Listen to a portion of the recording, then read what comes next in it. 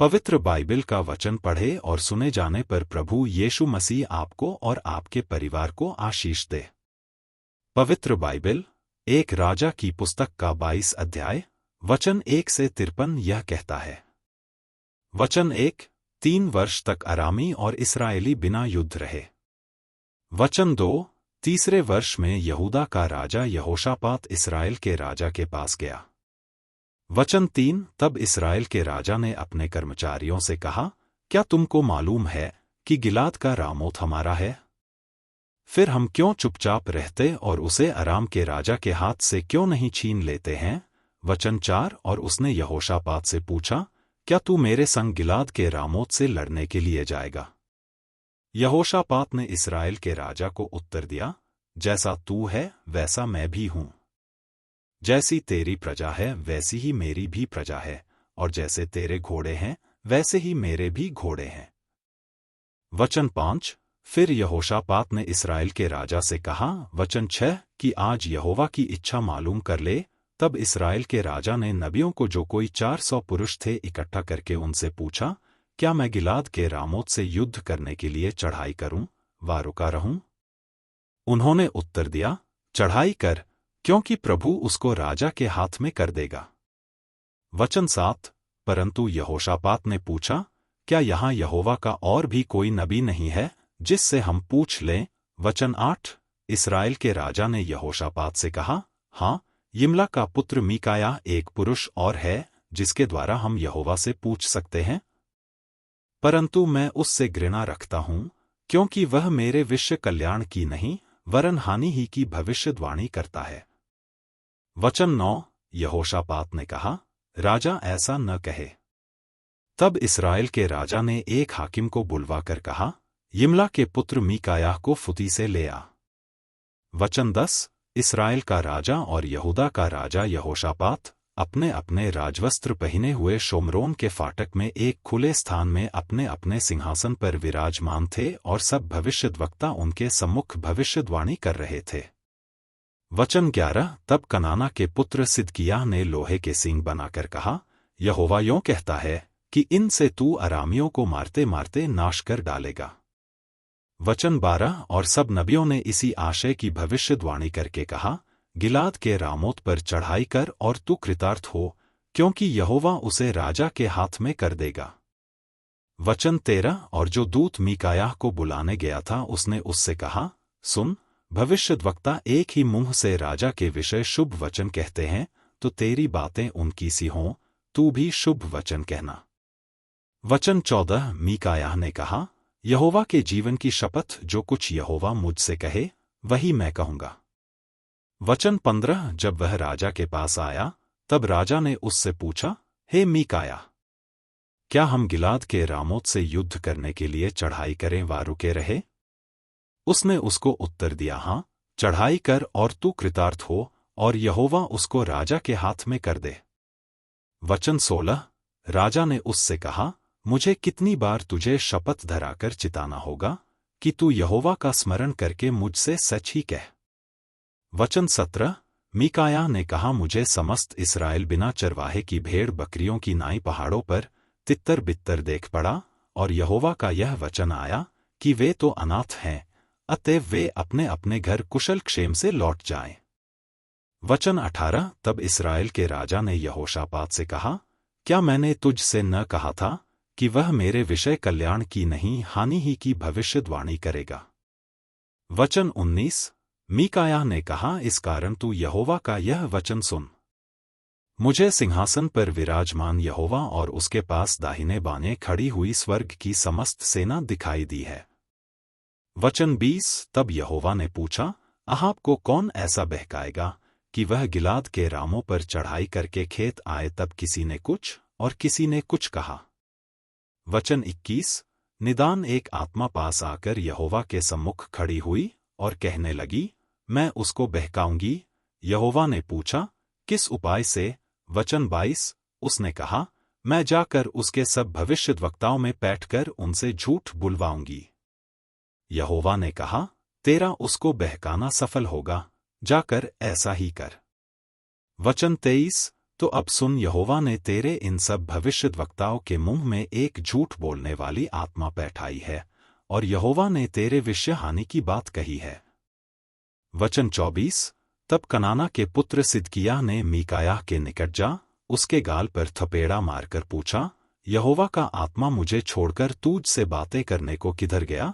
वचन 25। मीकायाह ने कहा, जिस दिन तू छिपने के लिए कोठरी से कोठरी में भागेगा, तब तुझे बोध होगा। वचन 26। तब इस्राएल के राजा ने कहा, मीकायाह को नगर के हाकिम आमोन और योआश राजकुमार के पास ले जा। वचन 27। और उनसे कह, राजा यों कहता है कि इसको बंदी गृह में डालो, और जब तक मैं कुशल से न आऊं तब तक इसे दूध की रोटी और पानी दिया करो। वचन 28। और मीकायाह ने कहा, यदि तू कभी कुशल से लौटे तो जान कि यहोवा ने मेरे द्वारा नहीं कहा। फिर उसने कहा, हे लोगों, तुम सब के सब सुन लो। वचन 29। तब इस्राएल के राजा और यहूदा के राजा यहोशापात दोनों ने गिलाद के रामोत पर चढ़ाई की। वचन 30। और इस्राएल के राजा ने यहोशापात से कहा, मैं तो भेष बदल कर युद्ध क्षेत्र में जाऊंगा, परंतु तू अपने ही वस्त्र पहने रहना। तब इस्राएल का राजा भेष बदलकर युद्ध क्षेत्र में गया। वचन 31। और अराम के राजा ने तो अपने रथों के 32 प्रधानों को आज्ञा दी थी कि न तो छोटे से लड़ो और न बड़े से, केवल इस्राएल के राजा से युद्ध करो। वचन 32। तो जब रथों के प्रधानों ने यहोशापात को देखा, तब कहा, निश्चय इस्राएल का राजा वही है, और वे उसी से युद्ध करने को मुड़े। तब यहोशापात चिल्ला उठा।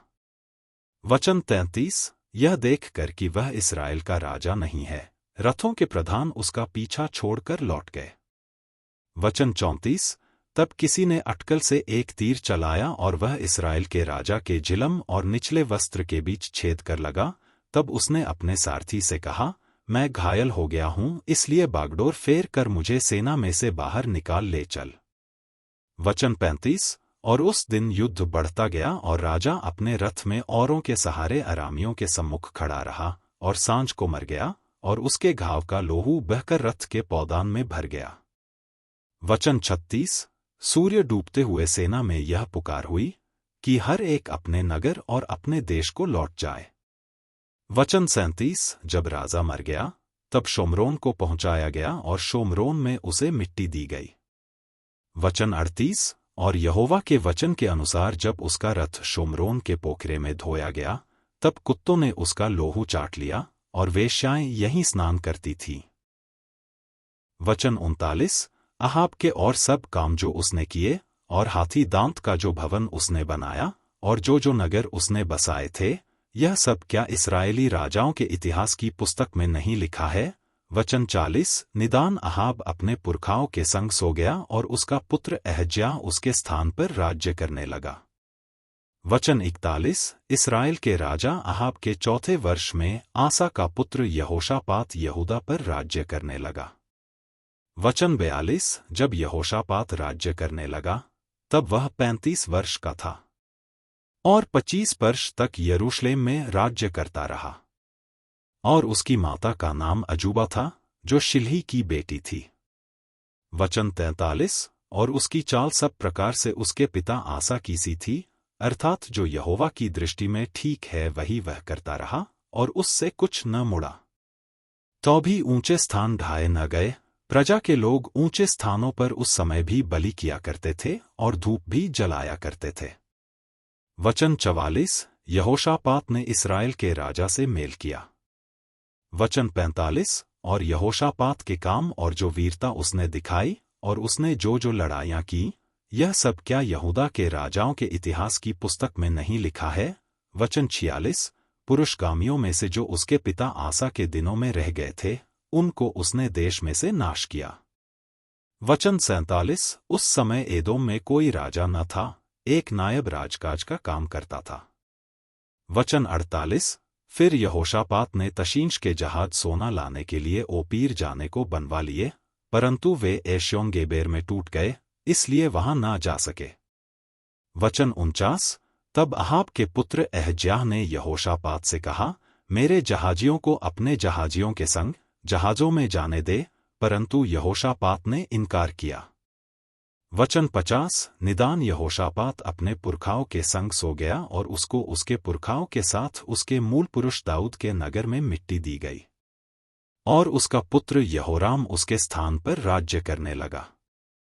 वचन 51 यहूदा के राजा यहोशापात के 17वें वर्ष में अहाब का पुत्र अहज्याह शोमरोन में इस्राएल पर राज्य करने लगा और 2 वर्ष तक इस्राएल पर राज्य करता रहा।